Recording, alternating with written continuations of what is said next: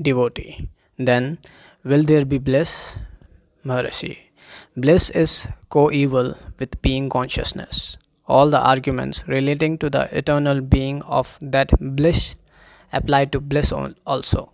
Your nature is bliss. Ignorance is now hiding that bliss. Remove the ignorance for bliss to be freed. Devotee. Should we not find out the ultimate reality of the world, individual, and God? Maharishi. These are all conceptions of the I. They arise only after the advent of the I thought. Did you think of them in your deep sleep? You existed in deep sleep, and the same you are now speaking.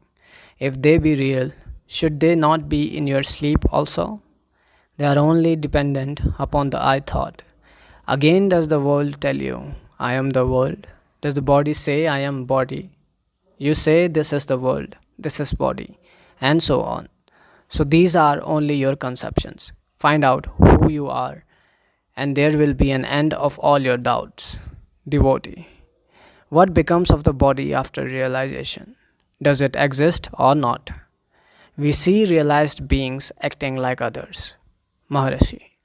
This question need not arise now. Let it be asked after realization.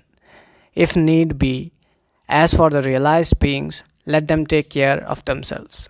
Why do you worry about them?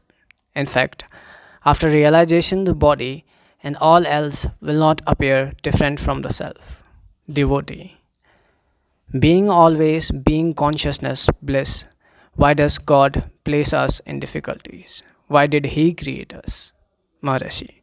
Does God come and tell you that He has placed you in difficulties? It is you who say so. It is again the wrong I.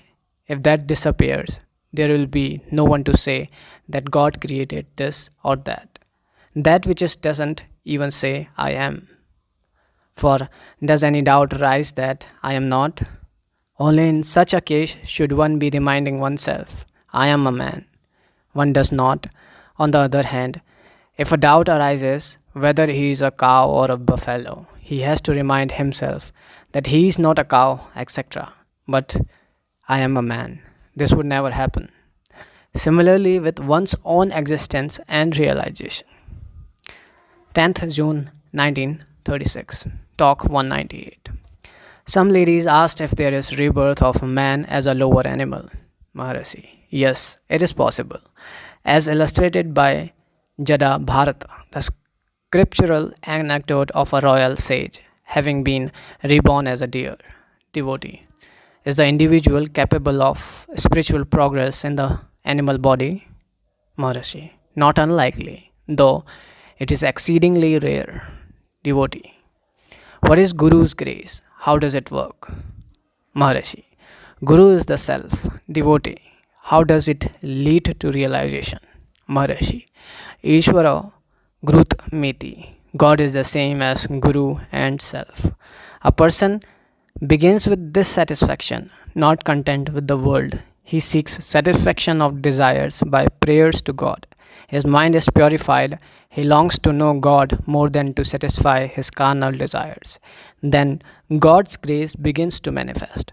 God takes the form of a guru and appears to the devotee, teaches him the truth, purifies the mind by his teachings, and contact the mind gains strength, is able to turn inward.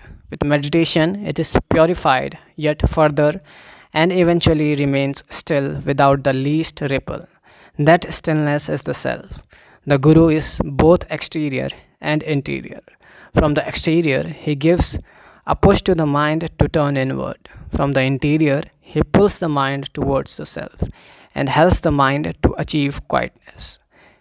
That is grace. Hence, there is no difference between God, Guru, and self.